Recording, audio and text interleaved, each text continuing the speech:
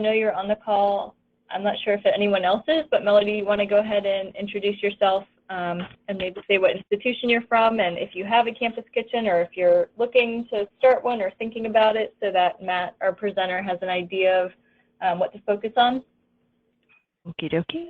I am Melody Henderson, and I'm at Wake Technical Community College, and we do not have a campus kitchen. We do have a food pantry, and I am on the call just to learn some more about it. I'm not sure that we'll ever be in a position to have one, but it's just general information and knowledge that I would like to have. You know, we are expanding, so it could be that we will eventually get there, but in the foreseeable future, I don't see it, but it's just still good information that I wanted to have. And then I think last year on our alternative spring break trip, that was one of our visits when we were in DC, a campus kitchen site. So just wanted to gather some more information about it. Cool.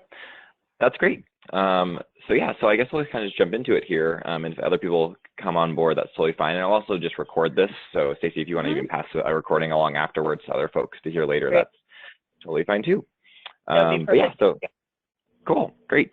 Thanks Stacey for inviting me to present. I hope to interact more with the food access learning community as you guys continue to kind of meet together and work through different things on your various campuses. I think it's a natural kind of overlap in collaboration. And since we do have many campus kitchens within the network, within your network that have, or many schools that have campus kitchens. So I think this is a great thing to be able to share, just general knowledge, best practices, and all that good stuff. So like Stacey said, my name is Matt Schnarr, and I'm the Expansion and Partnerships Manager for the Campus Kitchens Project here based in DC. In this presentation, we're just going to go over briefly just exactly what is a campus kitchen, going over our model and what they typically do. And then we're going to spend the second half of this talking more about how to actually start a campus kitchen at a campus. And that will really be the main focus and really the benefits of having one on a campus. And then at the end, we'll have plenty of time, hopefully, for questions and answers as we see fit. So to jump in, I think it's really good to Matt, start with, Before you get started, I just want to give you a heads up. I plan to be on the whole entire call. Our food pantry is open, and my assistant is out today. So I'm at another campus covering our pantry. So there may be times where I have to step away, but I'm not going to disconnect the call. But I just wanted to give you a heads up in case you ask me a question and you don't get a response. Appreciate it. No worries. Okay. And again, we'll have this recording. So if you miss a piece, you can always go back to it. So that's not a problem. Thanks. Thank you. Great. I think to set some context first, and to really look at the factors that really contribute to a campus kitchen and really to the formation of the Campus Kitchens Project at large. So to give some context, to really start, what are these issues that really led to the creation of our program over 15 years ago? So obviously, we're going to start with the issues of food waste and hunger here in America, which we are all probably very accustomed to some of these facts and to some of these statistics. And I think hunger is something that is seen in almost every community, despite whether we are in an urban area or a rural area or suburban. I think, it may look very different on the surface and have different faces, but undoubtedly it's definitely something that each community faces. And again, you probably heard facts like you see on the screen, 1 in 6 Americans, 1 in 4 children not knowing where their next meal is coming from and being food insecure. That really adds up to, over 50 million Americans living in food insecure households in our country. So the flip side of that, at the very same time, we have 40% of food in the US each year that's going to waste, which is costing billions of dollars in wasted resources. I won't go too much more in depth into these issues, but just know that obviously these are the two pieces in the very beginning that led to us diving into and creating the program that we now see today. So some other factors that were involved and that were always present and kind of that contribute to a campus kitchen and the formation of those are this idea of a generation of young adults that were really raised in this idea of service. So this is, the largest generation we've seen in all time. And, the 90%, most of these students coming in to their college experience, having already engaged in community service to some extent, and really expecting that to be part of their educational experience once they're in school and in college. And at the same time, we have those institutions themselves that have civic engagement and service as part, and community engagement as part of their mission and part of their plan, and again, part of their desire for their students to experience. And we really see, I think, that it's even changing to the extent that we know students want to give back and serve, but they really want to find a meaningful way to do that, to really see the impact of the work that they're doing. So at the same time, another factor here that we're looking at are this idea of untapped resources, or existing assets that every institution has on their campus. Those being an on-campus kitchen space, so either from in your dining hall or cafeteria, or other kitchen spaces on campus that are not being fully utilized at all hours, or not even being used at all hours. We also have various quantities of surplus food that is going to waste on our campuses, whether that again be from their dining halls or from other places within campus.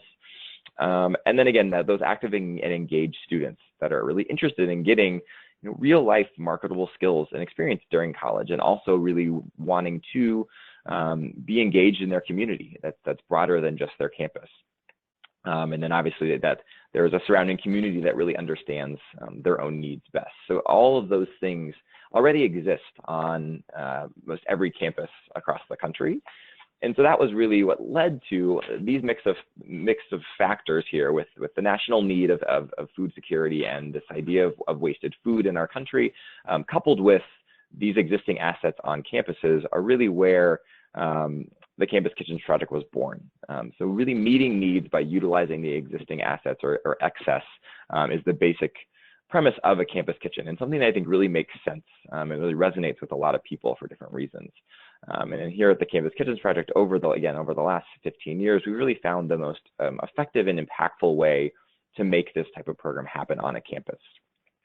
So again, our founders decided to link all these pieces together, and our basic model then, while it's different at every campus, our basic model is that student leaders are recovering food that would go to waste, again, from either on their on-campus dining halls, from even places in the community like restaurants, supermarkets, even on farms and farmers markets, anywhere food is going to waste. And they're taking that food and using their on-campus kitchens, dining hall kitchens, to prepare healthy and balanced meals, whether that be just reheating or repurposing of prepared food, or maybe even bringing in some raw product to really scratch cook to create those meals. And then those same students are taking those meals that they've created and delivering or even serving those to various agencies and individuals in their communities. Again, this is it depends on the need in each community, and it could be anything from large-scale shelters and agencies to individual home or neighborhood deliveries that they're working with. We'll talk a little bit more about the community side of that in a moment. So let's look at kind of Campus Kitchen just by the numbers and just a year in the Campus Kitchens Project. So in last school year, in the 14-15 year, we had 45 schools. We are now up to 51, soon to be 52, and growing rapidly. But last year alone, with those 45 schools, we had nearly 20,000 student volunteers across every location dedicate nearly 75 hours of volunteer service in a variety of ways, whether it be recovering food, creating meals, delivering meals, interacting with their community, doing various community programs. And in that time, and it's just in that year alone, we recovered nearly 1 million pounds of food that would have otherwise gone to waste. And moving forward, we're on track to recover nearly 1 million pounds each year as we move forward as a network. And with that food, just last year alone, we were able to create upwards of 270,000 balanced, nutritious meals that we served then to over 300 community agencies and partners, feeding over 8,000 different clients, ultimately saving those agencies and those communities upwards of $1 million, so they can actually put their money back into their actual programs and actually empowering the clients in doing what they do best. So you can see just by the numbers, the impact that our network has already had and will continue to have on the communities that we serve across the country. Another really core value of the Campus Kitchen Project, and something that we put a very strong emphasis on, is this idea of going beyond just serving meals and going beyond just the issues of hunger on the surface. So here at the Campus Kitchens Project, we're not just about those meals and numbers, but we typically say we're never going to feed our way out of hunger. And food really isn't the only answer to this really systemic and broad problem. So to address that, we encourage all of our campus kitchens and their students and their leaders to use their food as a tool to enter into really deeper relationships with the agencies and individuals that they are serving. So obviously there are underlying root causes of hunger that, again, have nothing to do with actually being hungry, but need to be addressed by not only meeting the immediate need with this food, but using that food as an entry point or as a stepping stone or as a foundation to understand what the other needs might be with these individuals or agencies or clients that are actually keeping them hungry or keeping them in this system or keeping them in poverty. So our students, after they've solidified relationships with those that they serve meals to, can have those type of conversations, really transformative conversations to learn about other needs they might have. And then they're able to then leverage the assets that they have coming from their institutions to create really community-based programs that also focus on addressing some of those deeper needs and taking that kind of deeper step. So again, that's going to look different on every campus because the needs are going to be different and the assets that the institution brings are going to be different, but there's many different types of categories of things that we tend to see our campus kitchens engaging in beyond just serving meals. So oftentimes we see many campus kitchens creating and conducting nutrition education classes, whether that be for youth or for families or for seniors, really focusing on some specific health needs or concerns that their clients might have. And we've created some really great curriculums that can be garden-based or for youth or again for older adults. Some campus kitchens might be focusing on SNAP outreach or getting individuals eligible for food benefits, might be engaging with farmers markets on or off campus to do nutrition classes or even teaching cooking demos, so many different things to teach clients to be educated more on healthy eating habits or how to even shop on a budget and eat on the budget. So many of our campus kitchens are working closely with food, but through the eyes and the lens of nutrition. Many of our other campus kitchens are working and engaging with community gardens. So many of them not only are using their community garden or campus garden or farm to increase their fresh produce in their meals, which is an immediate benefit to the campus kitchen and to the individuals that they're serving, but also really using that garden or that farm as a place to connect with their clients and as an educational platform to teach clients where food is coming from, about the food cycle, just a good positive place to have positive interactions with their clients that maybe don't have access to those type of spaces or don't have the ability to get out and experience those type of things. So many of our campus kitchens are engaging in gardens and farms in their communities and on campus. Many others are working on other issues within their community that could involve economic empowerment. Some do different types of maybe job training pieces or getting individuals safe certified to have more options in their for employment. They might have their own on-campus farmers market where they're then able to have more selling points for local farmers, or even creating their own type of almost food hubs where they're starting to really process some of their product that they can use for themselves, but also potentially in other places in their community. And then largely many other campus kitchens doing many other different types of community development programs that, again, they've identified through working with the clients that they already serve. So maybe they were doing senior health and wellness classes, or maybe they're doing different intergenerational service projects or after school programs, mentoring, tutoring, backpack programs for the weekends for students that they might work with, or even convening community dinners with various populations that they might work with and giving them then access to other services that they wouldn't maybe have on their own. So again, the thing to really focus on here is that we are more than just a food recovery program, or more than just a meal delivery or meal service program. We are a program that where students are at the forefront of really trying to find really innovative and sustainable solutions to these issues of hunger and food waste by going deeper than just those surface level. So kind of to finish out the first part of just explaining kind of who we are and our core values, the third core value of the Campus Kitchens project, it has always really been an amazing byproduct of what we do, but now really turned focus of the work that each of our Campus Kitchens does in their community, which is student leadership development.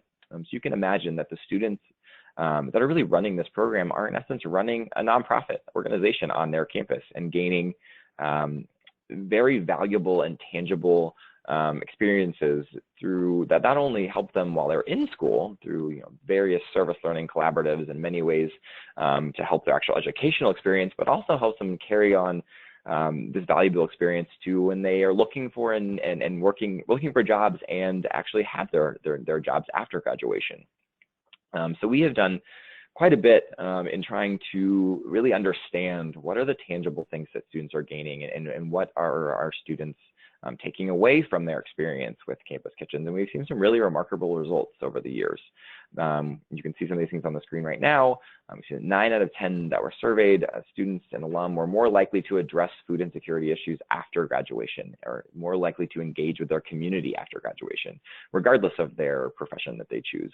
And you can see here again, that 95% said that they've acquired skills to make them more likely to find a job after graduation. 98 are more able to identify with the situation of people that we serve, so being able to identify with those that aren't like them, perhaps, and 98% of students feel more confident just in general with their leadership skills.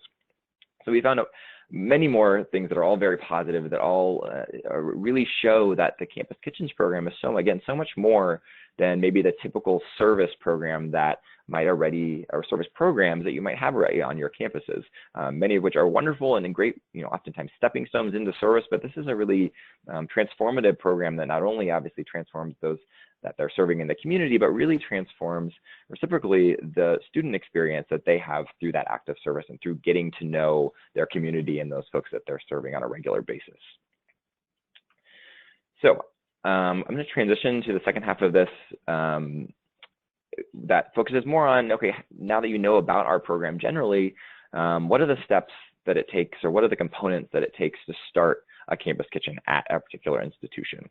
So I'm going to go through basically the 4 main pillars, or the 4 main components of a strong campus kitchen, and that the support that goes along with that, and kind of dissect a bit of each of those, and then give a really tangible action step, a kind of first action step to take in fostering that support on your campus for the campus kitchen. We'll talk a little bit more about the actual roadmap in kind of our planning process. We have some really great tools, online tools, that really outline the entire process of how to bring a campus kitchen in more detail with accompanying resources and everything you need to do that on your own. But this will just be a kind of good starting point and overview of how to do that process. So we will get started with school support. Obviously, this is a huge part of every campus kitchen. Having the school's general buy-in and support is absolutely crucial in creating a really sustainable and long-term program. That's what our desire is for each of our campus kitchens, is to be something that's going to be here for a very long time. To ensure that, we make sure that every campus kitchen has what we call a sponsoring office, which is really the place that a campus kitchen is going to call home on campus. It's going to give it some legs and not let it be just a very well-intentioned student-driven club that may fizzle out when these students graduate. We want it to be something that has the ability to stay over the long term and to stay through students transitioning and moving on. So the best way to do that, among other things, are to have that key department and staff person to act as that advisor and act as the one to be there for the long term and the long haul. So this sponsoring office typically falls in the institution's office of service, or service learning, or civic engagement, or community engagement, or whatever that might be called. But it could also be in a department like campus ministry, or a department like social work, or nutrition, or dietetics, or culinary arts. There are lots of different ways and lots of different places that campus kitchens tend to, again, find that home, or find that stable place on campus for the program to live. some schools start their program through a class and maybe use that professor as the sponsor. Many capstone classes have a focus on a certain project, a long-term project, and then Campus Kitchens has oftentimes been at least started from that place. So this is really going to be the first group you want to and need to reach out to when planning a Campus Kitchen, to make sure that there is that institutional buy-in. And obviously that can help you connect with other students, other programs that might be interested in supporting the program in other ways, but having that key department and staff is absolutely crucial. Aside from having just a sponsoring office, again, we obviously want to foster a variety of other support throughout campus, whether that be from other departments or other interests. It's very important to cast the net really wide in the beginning to see who might be interested in this effort and in contributing to this in varying degrees. But again, the big point here is that we want to make sure that every Campus Kitchen has that entire institutional support in place that allows it to be a really sustainable and long-term program. So, the best really next step in this is obviously fairly intuitive, but to set up meetings with potential sponsoring offices on campus. So, your office, if you have some ideas of your own office or your office of service, or if you have other departments that might be interested in at least hearing about this program and what it has to offer, we have some really wonderful tools, again, on our online planner that help kind of guide that conversation and speak to the benefits of the institution itself and what bringing a Campus Kitchen to that school can actually do for the institution at large. All right, so let's move forward to student support. So obviously students are really at the very core of every Campus Kitchen, and they really hold a variety of roles within each program. So each Campus Kitchen must at first have a strong student leadership team. So that basically is a group of students, anywhere from 5 to 10 students that are, again, at the heart of the Campus Kitchen. And this leadership team, is not only important for your Campus Kitchen when it's operating, but also really crucial during the Campus Kitchen planning period when you're actually planning the program. And again, this leadership team guides the Campus Kitchen, it provides structure and support on campus. It connects the Campus Kitchen to other student volunteers. And this leadership team itself is really the one that is guiding the vision and the mission of the program. We are, at the end of the day, it's a student-run initiative, and it's really student-powered, and that's where I think from the very beginning of our whole organization, it's been based on this idea of being able to utilize existing student power to address these issues, and I think that's something we want to always be part of the program, is students really taking the lead, being obviously supported by staff and other administrators within the institution, but making sure that the students are the ones that have a very big say in the overall vision of the program. So, students, the leadership team students can come from, again, some work with an existing class. Maybe there's an existing department that has students interested. Maybe there's already an existing club that is focusing on food or sustainability or community engagement, or there's a variety of places that students and a variety of reasons and interests that students come to us with the desire to work with a Campus Kitchen or to start a Campus Kitchen. Obviously, students, beyond just the leadership team, there also must be a volunteer base of students that really provides the physical manpower of the day-to-day operations.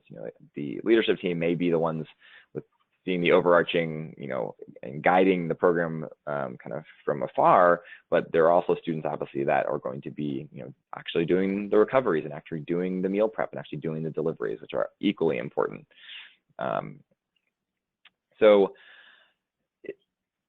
And the great thing is that through the Campus Kitchen, students are able to move up through a structure of leadership. So, ideally, the perfect scenario here is, freshman starts by just being a one-time volunteer and coming and delivering some meals to a community agency. And then if this is something they enjoy, that entire year, they become a recurring volunteer. And then maybe the next semester or the next year, they sign on to be, a leader of that shift. So they lead other volunteers then through that delivery. And then eventually they work their way up to being actually on the leadership team and being the point person and interacting more deeply with the community agencies they work with. So there's a real value to being able to grow your leadership through this program in and of itself. So again, and I can talk a little bit about the various leadership structures. I hit on this a bit. I'll also go through this quickly, but many of our campus kitchens, again, like I say, every single one, regardless of the other leadership in place, have a student leadership team that is at that core. Some of those our campus kitchens operate just with that leadership team and just with that sponsoring office, kind of have as an advisory piece, and are super strong and really doing amazing things with that model. Other campus kitchens still have that leadership team, but maybe the school has someone that part of their job as a staff person also is to help oversee that leadership team, help oversee that program. Maybe it's an AmeriCorps Vista, or maybe it's a grad assistant. There's a variety of ways that there's some part-time staff involvement that again can really help cultivate the student leaders and help really build capacity for that program to allow the students to do even more with their program. And then some institutions have really seen the value so much of the program that they've decided to institutionalize a position on their campus to help lead full-time that leadership team of students and that greater campus kitchen. By no means is this necessary to have a really strong program, but you can imagine that type of staff time. It allows for the program to really expand their work to not only to a variety of other agencies in the community, but really to deepen the programs that they have with their existing connections. So again, either of these three work really well, but there are each of our campus kitchens fall into these three categories to some extent. So obviously next step here with students kind of simultaneously work while finding a staff connection. It's also important to find that core group of student leaders. Again, even if it's just three, four, or five students that are going to be committed to this planning process. So whether that be part of a class or an organization, or even just a handful of a diverse group of other students that are interested in this for various reasons, it's important to get that key student buy-in early on. All right, so let's move on to the third pillar of a strong campus kitchen, which obviously is dining support. Obviously, this is a crucial component of any campus kitchen. And in an ideal scenario, and generally, dining services is providing a few key things for a campus kitchen. But there can always be some exceptions to that. But in an ideal scenario, they are providing their kitchen space, either non-peak hours or when they are closed in the evenings or weekends, in their dining hall kitchen, not for the use of storing food and also for the use of preparing food. So having access not only to a freezer and a cooler, but also perhaps an oven or a prep space or other equipment and supplies that are shared with that campus kitchen. They obviously also are donating any leftover food from their meal service, either to be used as is if it's already prepared, or to be combined with other produce or product to prepare a balanced meal. So they are typically one of the main donors to the campus kitchen, though they again might have other donors on campus through maybe catering or athletics or other vendors on campus, and again it could also even be community food donors. And again, many times dining services is also very much part of, maybe not, while the students are still running the operation, they are still there oftentimes to act as support for kitchen safety and to help give guidance when needed, and kind of overseeing some of those pieces of when they're in their kitchen space, kind of helping in that regard. Many really enjoy being more connected with their campus and being more connected with students and even more connected with the community. So it can be very beneficial for dining services as well to be a part of a program like this, aside from just the fact of being able to utilize their waste in a really effective and impactful and meaningful way. And oftentimes, again, they are donating supplies and materials which are really or sharing their materials, which are keeping the cost of the campus kitchen very low.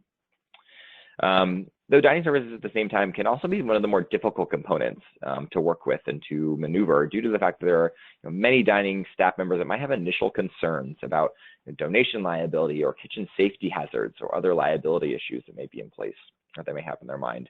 So let's just talk a bit about kind of the very general knowledge of what for food safety and for kitchen safety, and what things that are already in place that allow us to do the work that we do and work with these dining service providers. So again, at the very foundational level, we want to make sure that everyone is aware of the national legislation that is in place that allow us to do this food recovery work. So the Good Samaritan Food Donation Act, which was passed in 1996, is national legislation that protects all those, including universities, who donate leftover food in quote unquote good faith to needy individuals in their community. It's a very broad act. It's something that, again, any state could have something that goes above this, but this is the baseline for every state in the country must abide by this legislation. And so what that really means for us and how we prove that each campus kitchen does act in good faith is that we really do take measures that go far beyond the industry standards that ensure proper safety and sanitation for the kitchen operations. So what we do is anytime we bring a new campus kitchen into our network, we train those student leaders and staff leaders in the comprehensive food safety and tracking system that we call, or that everyone calls, HACCP, which is Hazard Analysis Critical Control Points, which again, this is a paperwork system that's used to track the temperature and the location, basically the life of the food from getting it donated in the door all the way through the process of getting it to the end user or the end client. So this is something that we can then prove that we have handled the food in good faith and that we then are covered by the Good Samaritan Act. So that's something that we make sure that all of our campus kitchens are very well versed in and feel very comfortable with that process. Again, we also, in addition to that, we require that the student leaders that are leading these shifts be ServSafe certified. So that's this kitchen certification that anyone who runs or works in a restaurant or even dining services must have, that gives them a good foundation of food safety so that they can lead others that might just be volunteers.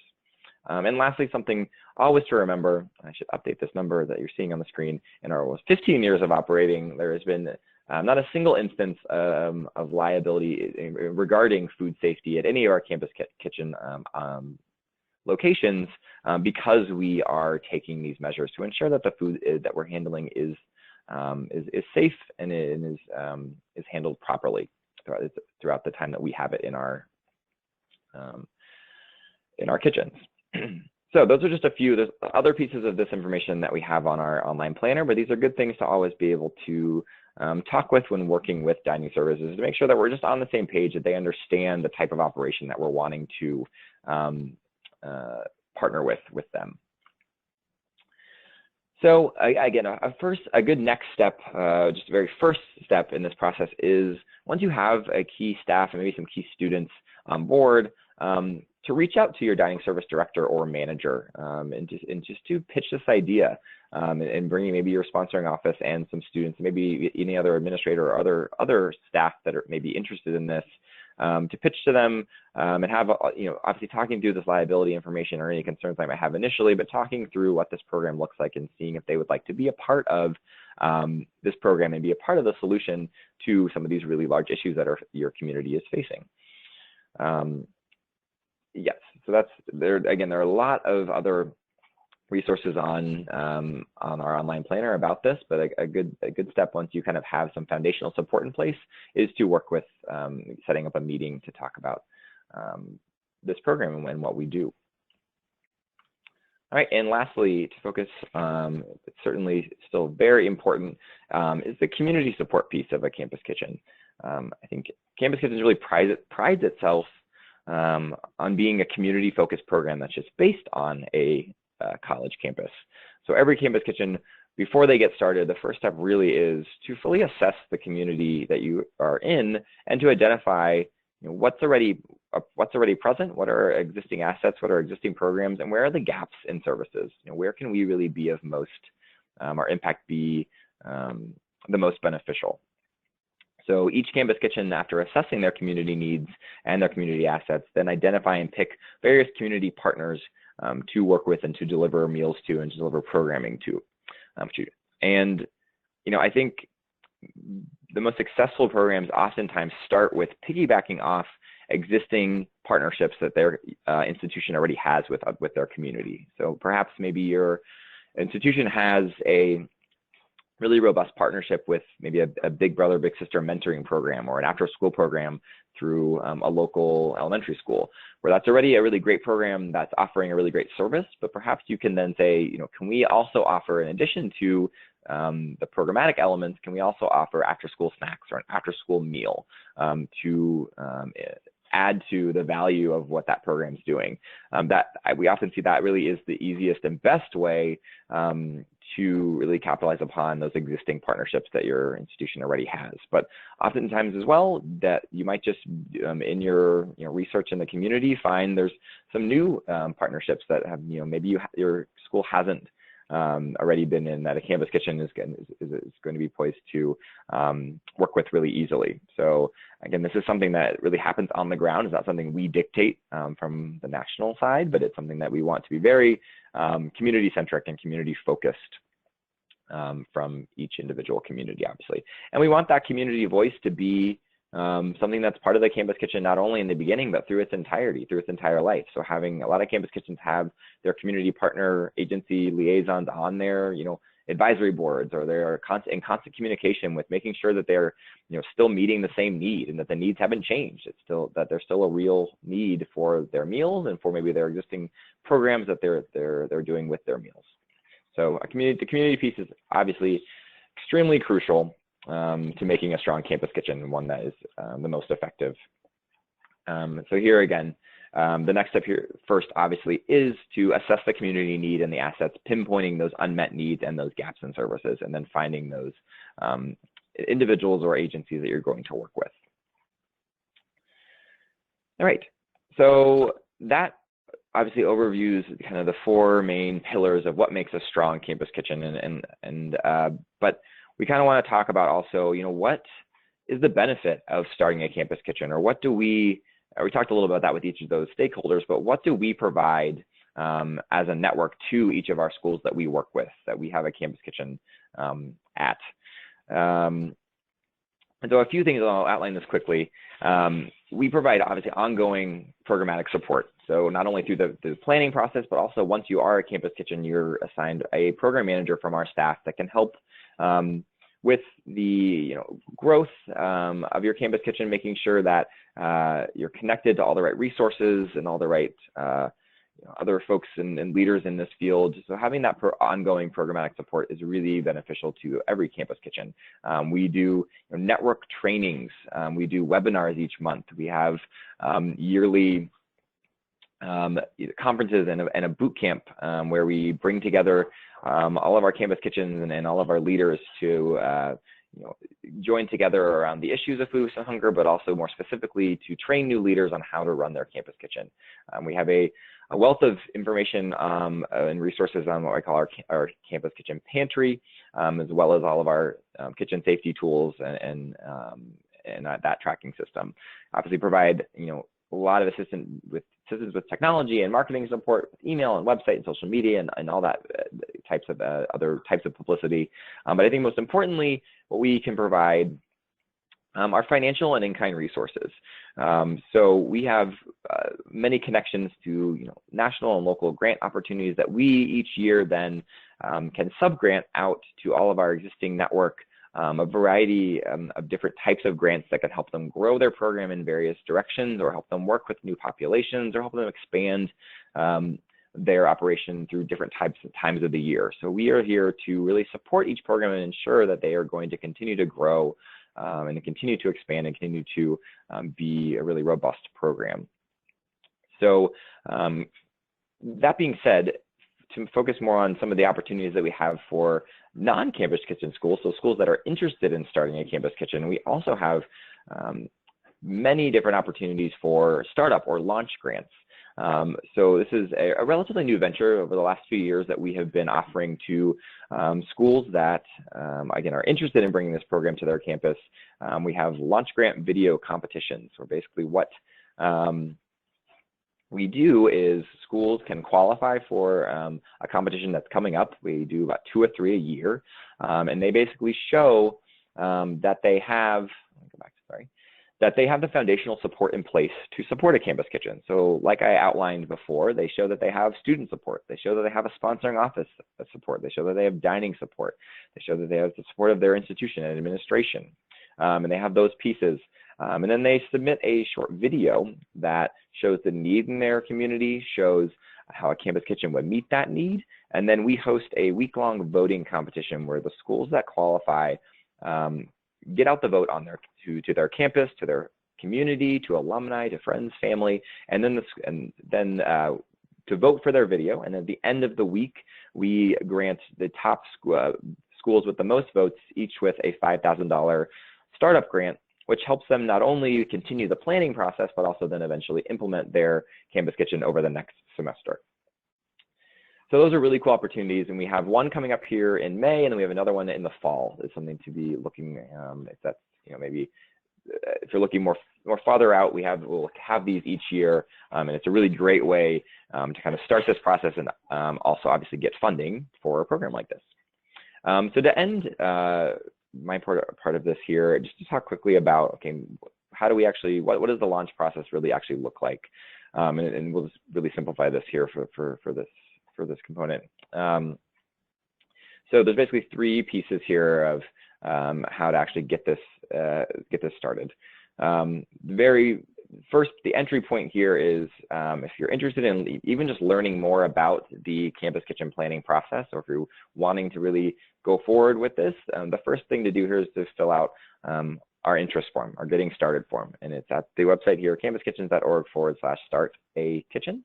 And it's a really simple form, just basically explaining your institution, who you are, very simple information that then we can then get you set up with your very own campus kitchen planner, which I've been referencing throughout this entire presentation, but it is our online platform that guides each school through the planning process and provides them with all of the resources and tools they need, and basically the checklist of things they need to go through to create a strong campus kitchen program. Oops, I think let me quickly, jump to this. So here's just a couple of screenshots of our campus kitchen planner. You'll notice that the 4 columns there are the same 4 columns that I went over earlier, and then each of those little white cards below explain a task that needs to be completed to go through the planning process of bringing a campus kitchen to your school. Each of those opens up into with a description and a checklist of things to either learn about or actually physically do. There's a wealth of resources again that you can then download, read about, bring to meetings, use to help with this entire process. And it's all in one place.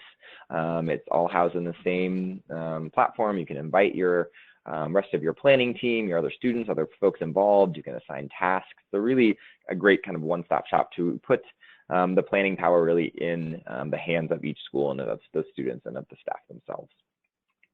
So after that so basically once you've completed each of those steps, you really have gotten to the point where we know for a fact that you have you're at the place where you have the strong foundation and the ability to actually start your program.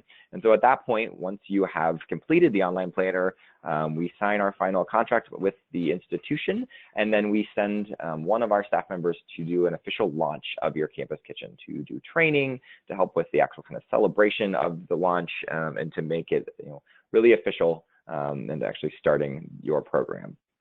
And really that is very simplified. I'm sorry, I'm going through this one more time. The process of starting a campus kitchen. Obviously, the planner is where you're going to spend the bulk of the time in the planning process and has most of our resources.